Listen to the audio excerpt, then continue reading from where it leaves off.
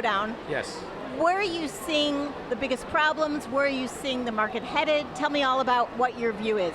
I think it's safe to say right now that the biggest slowdown is really in the super high end, those trophy properties. The good news is that most of those trophy properties that are under construction or recently finished, they're anywhere from 80 to 100% sold out.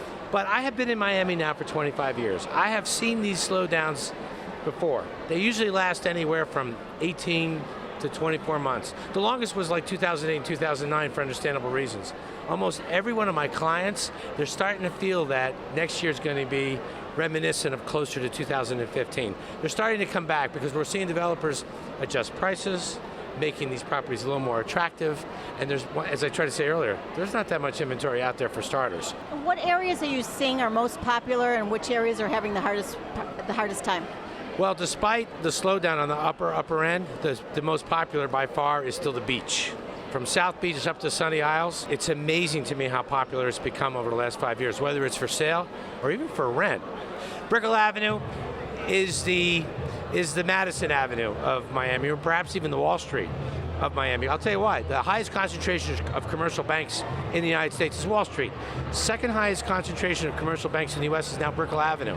So you're seeing a synergy, a potpourri of buyers from all over the world that are attracted to Brickell for a variety of reasons. So that's another really, really hot market. You were talking about the beach. Do you see buyers afraid of sea level rise or Zika? Oh, Zika, no. Rising sea levels as a result of global warming, you would think that would be a big concern because buyers from around the world who are buying property in Miami, they read what you read, they read what I read, but they're buying nevertheless. They don't seem to be that concerned about it at the moment. And remember, rising seas are rising seas. It's not Miami that's vulnerable. New York City, London, Hong Kong, Sydney, Australia, Singapore, and China. The whole world, when you're on the coastal area, is somewhat vulnerable, but it doesn't seem to be affecting demand whatsoever. What's affecting demand are maybe the high prices and the high US dollar, not the global warming concerns. What is your marketing strategy to get through this time? Well, we just continue to develop contacts from around the world.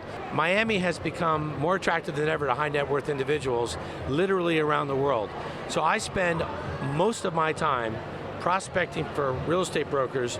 I've done that in South America for the last 25 years. Now we're branching out to China and now Europe.